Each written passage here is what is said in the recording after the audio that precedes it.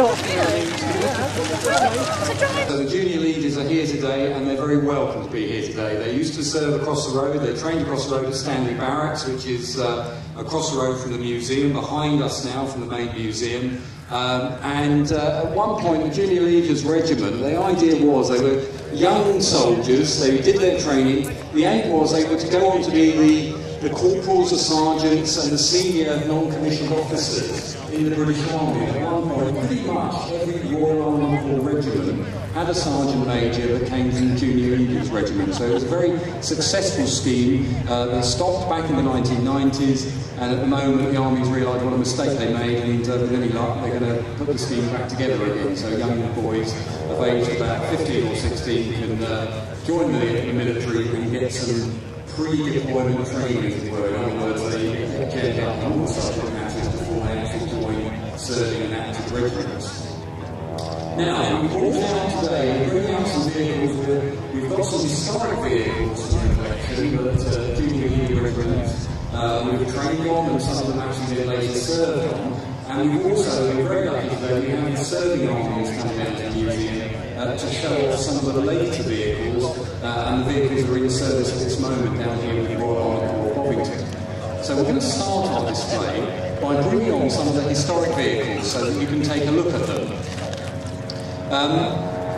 Military vehicles come in all shapes and sizes. You can see a lot of them inside the museum, and they obviously have very different roles on the back. Being a wheeled vehicle. Wheeled vehicles, on the whole, they tend to be quieter than track vehicles making that lovely clackety noise as they go along. So if you are trying to be a little bit stealthy and creeping up on the enemy or searching out where his positions are, having a wheeled vehicle is very useful. Two-man crew in the ferret. Commander's obviously up in the top in the turret. He's telling the driver where to go all the time. Driver down the front. At the moment he's got his hatches open so he can see where he's going. If he comes under fire at all, those hatches are closed down, and he looks through glass periscopes. Again, the idea there, if obviously if bullets hit the periscope, they may shatter the glass, but they don't come in and injure the crew or do anything.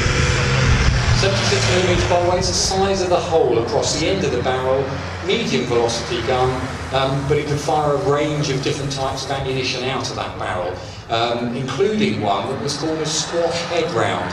The idea behind that was that the round would pancake well inside, and that round would just quite simply punch its way through the enemy's armour and quite often go out the other side and leave one element behind it. There's nothing on those fin rounds that actually explodes.